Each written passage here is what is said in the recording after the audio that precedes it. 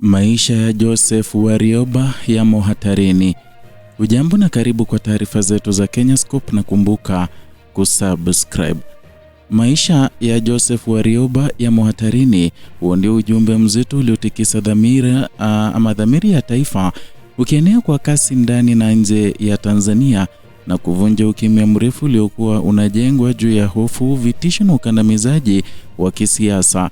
Katika nchi iliyojengea taswira ya utulivu na heshima ya sheria kwa miongo kadhaa sasa, ukweli kwamba mwanasheria mkongwe aliyewahi kuwa sehemu ya kiini cha dola na mlinzi wa msingi ya katiba anaishi chini ya kivuli cha vitisho ni ushahidi wa wazi kwamba mipaka ya uhalali wa madaraka imevukwa. Hili halikuwa tukio dogo wala uvumi wa mitandaoni, bali ni dalili ya mgogoro wa kina unaokabili Tanzania baada ya uchaguzi wa mwaka 2025. Ndani ya mazingira hayo ya hatari na sintofahamu, hatua ya Boniface Mwabukusi kuamua kusimama hadharani na Joseph Warioba iligeuka kuwa tukio la kihistoria.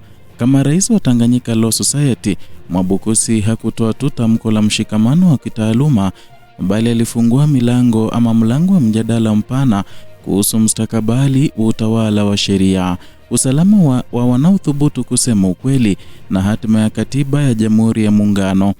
Kauli yake ilikatiza simulizi la hofu na kuibua swali lisilosemwa wazi kwamba ikiwa Warioba yuko salama, ni nani aliye salama? Msingi wa hatari hii unatokana na kauli ya msimamo ya Joseph Sinde Warioba kuhusu uchaguzi wa mwaka jana na kile kilichofuata tarehe 29 Oktoba. Siku iliyoingia yenyewe kwa kumbukumbu za giza za taifa. Warioba aliibua maswali mazito kuhusu kuhamasishwa kwa vikosi vya usalama wakati uchaguzi na matumizi ya nguvu dhidi ya waandamanaji waliopinga matokeo.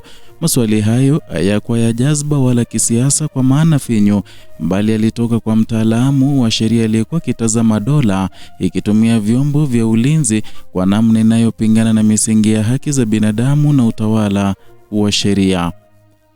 Baada ya mauaji ya waandamanaji yaliyodaiwa kuwa kuua makumi ya watu, hali ya hofu ilitanda. Familia zilibaki bila majibu, jamii zilibaki na majeraha ya kimya, na dola ilibaki bila kutoa uwajibikaji wa wazi.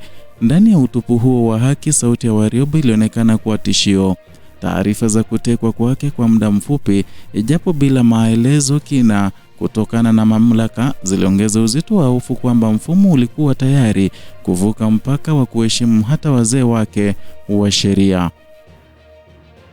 Gazeti la Mwanahalisi la Januari tarehe 8 mwaka huu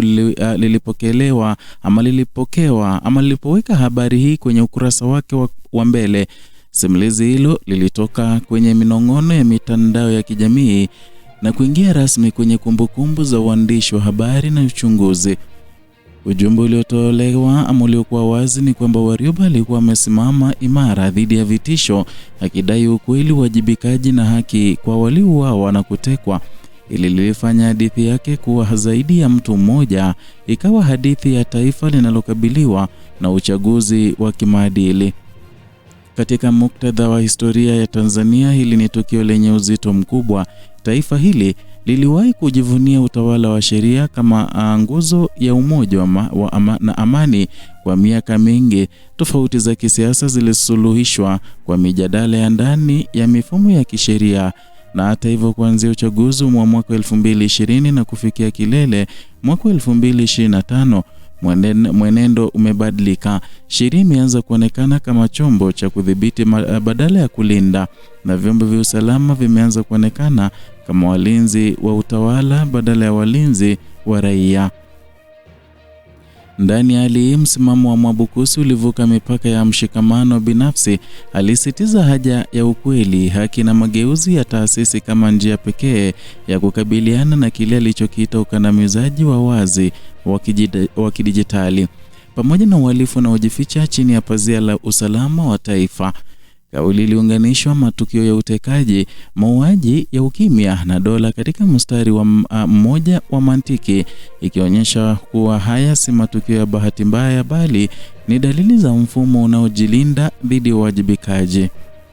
Hoja ya muungano wa Tanganyika na Zanzibar nayo iliibuka kuwa uzito mpya.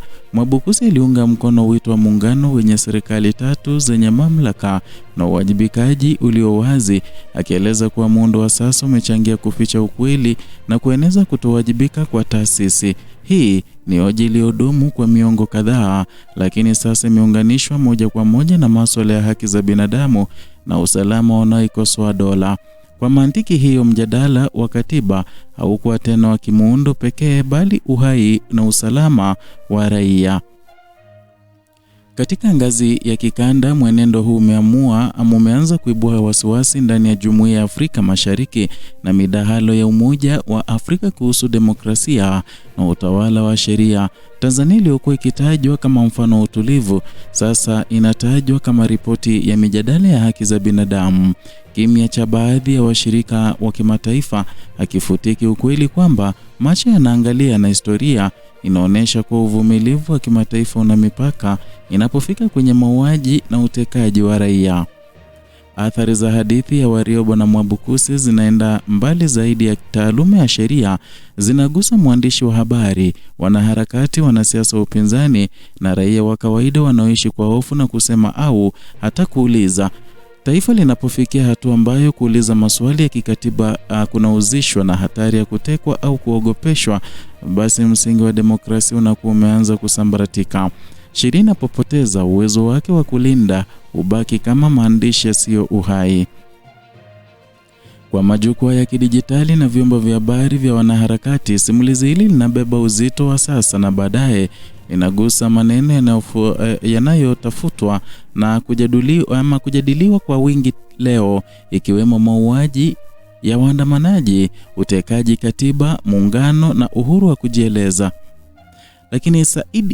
Lakini zaidi ya SEO na usikivu wa hadhira, linabeba swali la kimaadili kuhusu taifa linaelekea wapi linapochagua kunyamazisha wazee wake wa hekima.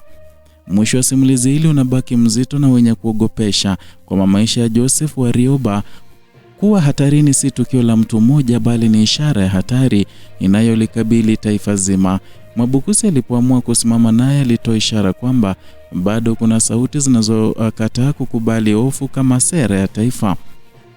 Hata hivyo, bila ukweli kuhusu mauaji ya Oktoba 29, bila uwajibikaji wa waliotumia nguvu na bila mageuzi ya kweli ya kikatiba na kitaasisi, Tanzania itaendelea kuishi chini ya kivuli cha uoga.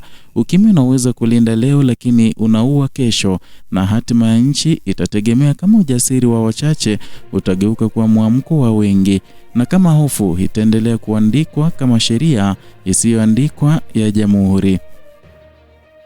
Ndiyo hayo mpenzi mtazamaji, tumekuandalia kutoka hapa Kenyascope, channel yako ambayo inakuletea taarifa hizi pamoja na zingine kwa wingi bila kupindisha. Zidi kusubscribe, kulike na kushare video zetu.